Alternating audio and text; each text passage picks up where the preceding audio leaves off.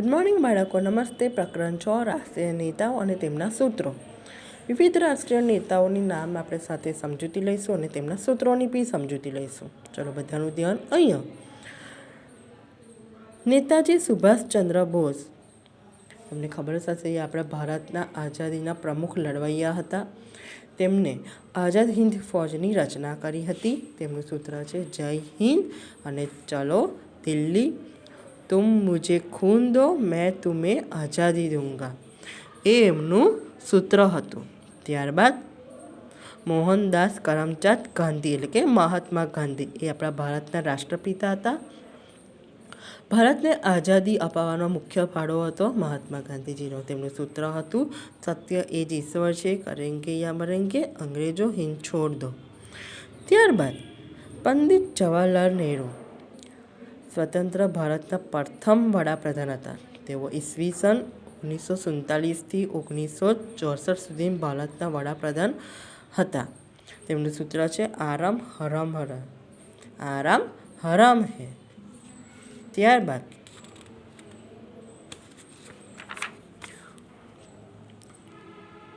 બાળ ગંગાધર તિલક સ્વરાજના પ્રમુખ હિમાયતી હતા. તે લોકમાન્ય તરીકે પ્રસિદ્ધ હતા. તેમનું સૂત્ર છે સ્વરાજ મારો જન્મસિદ્ધ હક છે અને તે હું લઈને જ જપીશ. ત્યારબાદ ઇન્દિરા ગાંધી ભારતના પ્રથમ મહિલા વડાપ્રધાન. તેઓ ઈસવીસન 1966થી 1977 તથા 1984ના સમયગાળા દરમિયાન વડાપ્રધાન હતા. તેમનું સૂત્ર છે કઠોર પરિશ્રમનો કોઈ વિકલ્પ નથી. ત્યારબાદ સ્વામી વિવેકાનંદ હિન્દુ સંસ્કૃતિના પ્રચારક, મહાન ફિલ્મોત્સવ તત્વચિંતક. તેમનું સૂત્ર છે ઉઠો જાગો અને ધ્યેય પ્રાપ્તિ સુધી ભંડ્યા રહો.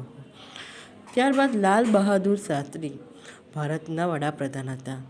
ઈસવીસન 1964થી 1966 સુધી વડાપ્રધાન રહ્યા હતા. તેમનું સૂત્ર જય જવાન જય કિસાન એમને. ત્યારબાદ અટલ બિહારી વાજપેયી ભારતના વડાપ્રધાન, જેમના કાર્યકાળ દરમિયાન પોખરણમાં બીજું પરમાણુ પરીક્ષણ થયું હતું. તેમનું સૂત્ર છે જય જવાન જય કિસાન ને જય વિજ્ઞાન. આમ પ્રમાણે તમારે બાળકો આ બધા જ